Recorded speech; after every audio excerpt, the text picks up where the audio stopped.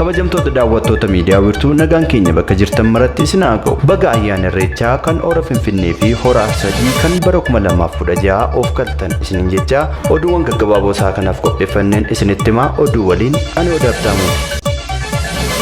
Hoogganaan Biiroo Kominikeeshinii Oromiyaa Obbo Haayiluu Addunyaa ayyaanni Irreechaa Hora Finfinnee fi Hora Arsadee karaa duudhaa isaa eeggateen bifa nagaa fi tasgabbii qabuun kabajamee xumuramuu isaa ilaalchisee miidiyaaleef ibsa kennaniiru. Qaamota ayyaanicha karaa nagaa fi tasgabbii qabuun kabajamee akka xumuramu gumaacha taasisanis galateeffataniiru. Ayyaanni Irreechaa namoonni miliyoonaan lakkaa'aman biyya keessaa fi biyya alaa irratti hirmaatan karaa duudhaa isaa eegee fi tasgabbii qabuun jalqabamee xumuramuun hiika guddaa qabaachuu himaniiru. Kunis duudhaa fi aadaa Oromoo addunyaatti kan mul'ise guddummaa fi ammattummaa Oromoo kan mirkaneesse hariiroo obbolummaa uummanni Oromoo sabaaf sablammoota waliin qabu daran kan jabeesse yaa'insa tuuristii biyya keessaa fi alaa kan si'eesse ta'uu hubachiisaniiru. Gama biraan Irreechi karaa sirnaa fi duudhaa isaa eegeen tasgabbiin kabajamee milkiin xumuramuun isaa humnoota amantaa da'oo godhachuun duulaa fi maqaballeessii garaagaraa Irreechi Oromoo irratti geggeessaa turan kan qaanessee fi abdii kan kutachiise ta'us heeraniiru. Dhumarratti ogeeyyiin miidiyaa biyya keessaa fi biyya alaa ayyaanni Irreechaa ayyaana galateeffannaa araaraa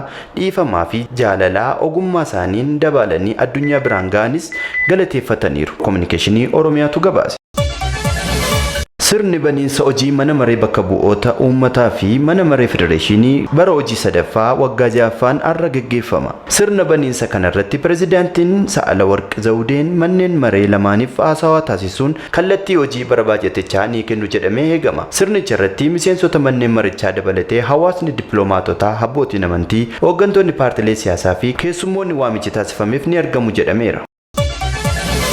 Abbootiin qabeenyaa Chaayinaa paarkiiwwan indaastirii Itoophiyaatti akka oomishan tattaaffii akka taasisu Koreen Korporeeshinii Michummaa Itiyoo Chaayinaa beeksise. Hojii gaggeessaa olaanaan Korporeeshinii Misooma Paarkiiwwan Indaastirii Itoophiyaa Obbo Akililuu Taaddasaan pirezidaantii Koree Korporeeshinii Michummaa Itiyoo Chaayinaa Beetii Zihuu waliin mari'ataniiru. Marii isaaniin abbootiin qabeenyaa koricha jala jiran paarkii indaastirii keessa galuun akkaataa oomishuu danda'an irratti mari'ataniiru. Filmaataawwan investimentii paarkiiwwan indaastirii akkasumas naannawaa daldala walabaa bu'uuraalee misooma oomishttootaaf qophaa'ee fi chiistuuwwan investimentii jiran irratti ibsa kennaniiru. Beetii Zihuu gama isaaniin abbootiin qabeenyaa lammiilee Chaayinaa paarkiiwwan indaastirii keessa seenuun akka oomishaniif kan hojjetan ta'uu heeruun kanaanis waloon hojjechuun akka barbaachisu himaniiru. Korporeeshiniin Michummaa Itiyoo Chaayinaa jalatti dameewwan awutoomobilii, maashinarii, qindeessaa bu'aalee qonnaa fi kanneen biroo irratti lammiileen Chaayinaa bobba'an 100 ol jiraachuu ibsuun ragaa korporeeshinicharraa argame ni mul'isa. Fooramiin investimentii qaamolee dhimmicha ilaallatu Chaayinaatti qopheessuuf waliigaltee irra ga'amuun ibsameera. FBCtu gabaase.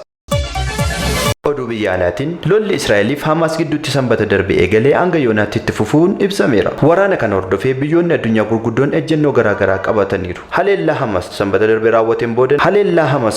raawwateen booda namoonni 1,100 ajjeefamaniiru jedhame. Haleellaa Israa'el raawwataa jirtuun ammoo lammiileen Filisxeem 1,123 ol Gaazaarraa buqqa'uu heerameera. Ameerikaaf Ingiliziin Israa'el cina dhaabbachuun Hamaas balaaleffataniiru. Iraan ammoo garee Hamaas kan deeggartu ta'uu himteetti. Chaayinaanis gama isheetiin gareen wal waraanan akka of qusatan waamicha yoo dhiyeessitu Raashiyaanis ejjennoo Chaayinaan wal fakkaatu qabaachuu BBC'n gabaaseera. Ministeerri dhimma alaa Raashiyaa gareen lameenuu atattamaan dhukaasa dhaabuun marii nagaa hunda hirmaachisee geggeessuun rakkoo isaaniif furmaata waaraa fiduu akka qaban gaafateera.